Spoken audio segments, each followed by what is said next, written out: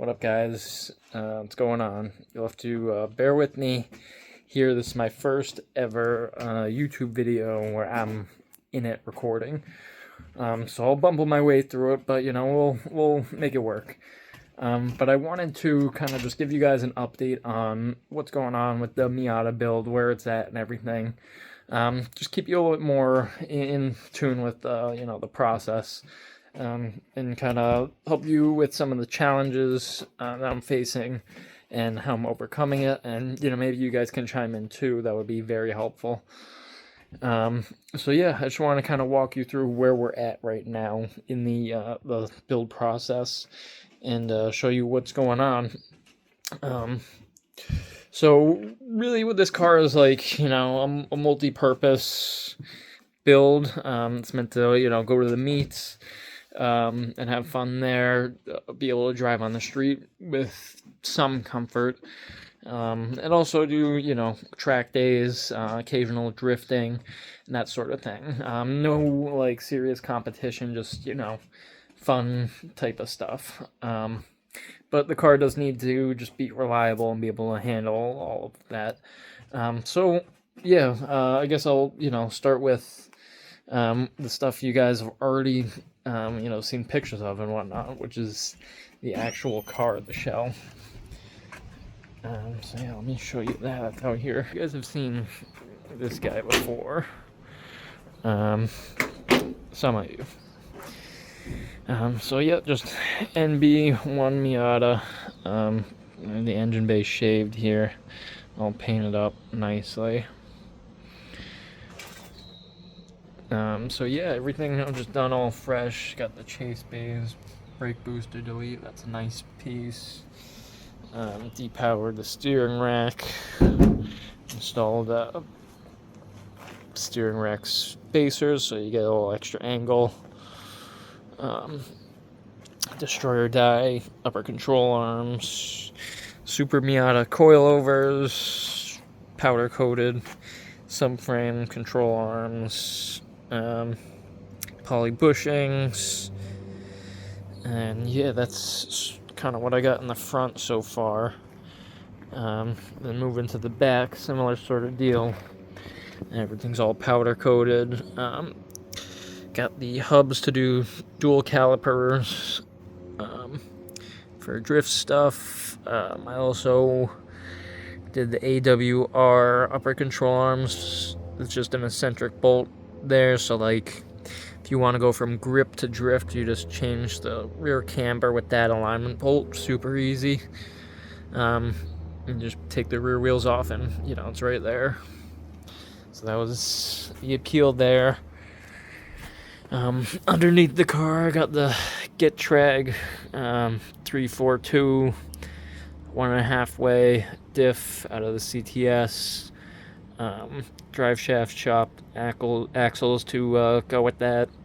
Well, it's been powder coated, poly bushings back here and everything, so you would expect. So yeah, that's sort of what's going on underneath the car. Inside the car, it's pretty much just a bare shell at this point. So I got the Walbro 255 pump in there. You can see I have AN adapters on the hardline right on the tank there, so everything's just going to be AN all the way through. Only reason I have this in here is because I'm working on 3D printing a tray. So I'm putting all new electronics, standalone, ECU, PMU, and all that. So no fuses or relays. It's all going to be, custom wired. So that means no more airbags or anything like that in the car. So I removed the airbag, actually some space under here. So I'm going to end up mounting the ECU and the PMU all on a tray in here. And I'm just 3D printing that tray right now. Because there's a decent amount of room in there. Because there's no AC, no airbags. It's pretty gutted. And I'll probably just have some magnets to, hold that down into place. So that's nice and easy. Let's see what else. I guess we can show you some of this stuff inside. So we got going on in here is the built engine. You know, it's the I don't know what you want to call it, but you know, that's the centerpiece of everything. You know, forged bottom ends, rods, pistons, upgraded oil pump, water pump, you know, the whole 9 yards on this. Upgraded valve springs, skunk tube manifold, throttle body, radium rail.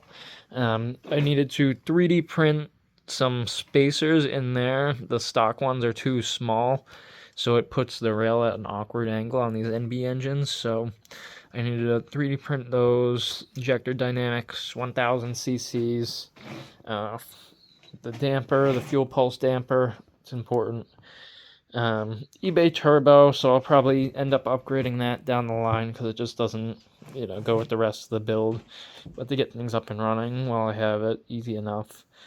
It's a T3, T4, 0.4 to 0.48 AR, so, you know, it should spool pretty fast, make like mid 200s. That's kind of what I'm hoping for on this, nothing crazy.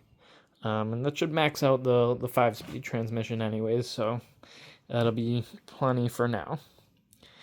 ATI damper, obviously you need that, or the fluid damper. And then the coolant reroute, the Flying Miata one, which I like because it has these ports here if you want to do water cooling on your turbo. So that's definitely what I want to do down the line when I upgrade my turbo, maybe to like an EFR or something like that. So that makes it easy. Just remove the plugs and you're good to go. So yeah, that's kind of the engine. Transmissions just getting cleaned up. It's all, you know, factory stuff, nothing fancy there. The airbox here I'm also cleaning up. There's just, you know, a bunch of like nasty stuff in here after 25 years, so I took it all apart and cleaned it all out. It's all, you know, nice and fresh in there, not blowing dirt at my face. Part of the problem is these are little flaps inside that airbox that control where the air goes, and the foam just kind of disintegrates after 25 years, so need to put some new foam on here, on these, but that should be easy enough. But yeah, that's kind of what's going on right now. I gotta order some parts to get the engine all wrapped up here, because there's a few like little things, like I want to add the oil pressure, oil temperature sensor onto the engine before that gets thrown in. This right here like started to come loose. You can see that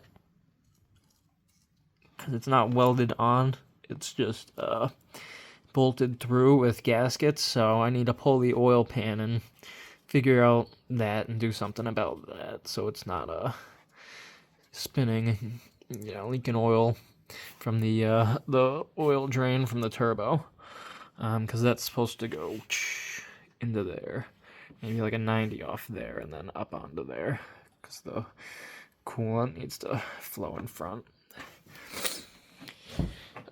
So yeah, that's going on. So I need to order that. What else?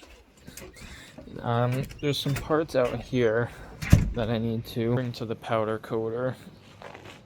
You know, all these little like brackets and, you know, stuff. So that just needs to get brought to the powder coater and get all blasted and redone.